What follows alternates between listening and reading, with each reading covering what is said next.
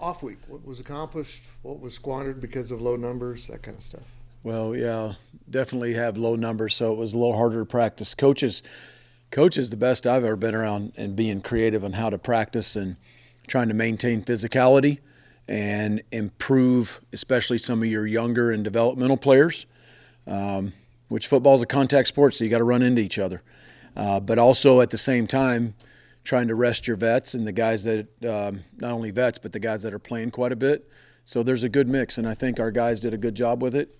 We lifted a lot, we ran, we practiced 3 days, and but we also were smart with some of those guys' reps. Was it a bad time for a break? Because your offense was going pretty good. That's a good question. I see it both ways. I see a really long season. I see tired football players at times. You know, it's a real thing. It's a real thing. We started earlier. It's longer. You know, with the Ireland trip, just a longer season. But there's a part of me that we've been playing well on offense and been in a rhythm. I'd like to just keep playing and practice a few days and then keep on going. But we're fine. I mean, we did the same thing we've done throwing and catching, which is your timing in this bye week as we did the other 2 bye weeks. So I'm not worried about that for this week. But What's the Oklahoma State defense do well? I tell you what they've done is if you look at them with the time that Clint's taken over, you see total yardage kind of going down. I think they line up better. You watch them earlier in the year. When I say line up better, sound what they're trying to do. You watch our tape on offense and you're like, oh, he messed up and he's out of position. We all have it. Everybody you play has it, but I see less and less of that. I see guys running to the football and playing inspired, and I see them lining up better. And their production has gotten they've given up, I guess, how do you say it, less. They have less yards as the 5 games since Coach Bowen took over. There's some guys that be looking at in the passing game to step up a little bit without JB out there. I think the 2 specifically would be Lincoln and Adonis Moyes. Those 2 will kind of man that position up like they have.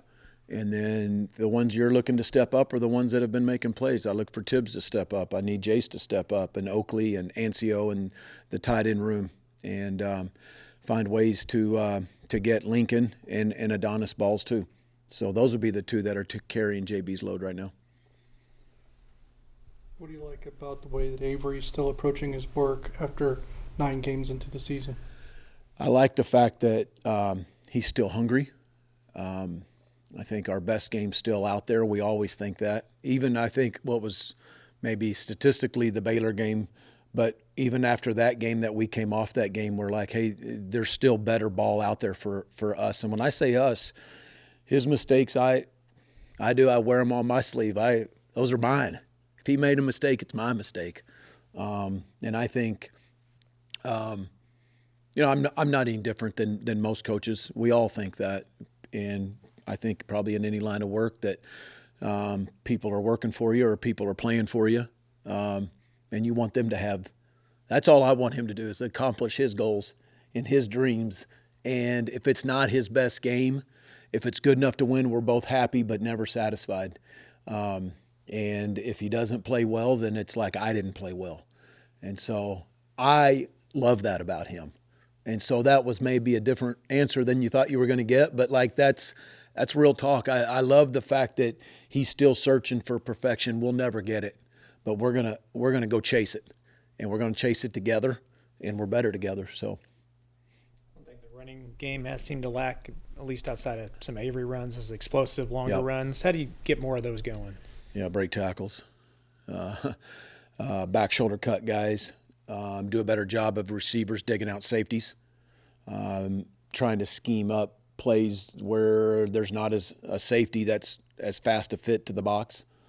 But that's your answer to why are you not getting more explosive run plays. Sometimes you got to break tackles. You cannot block every one of them. There'll be a safety or a corner loose, and you got to run through it. And you got to run around it. You got to make a miss.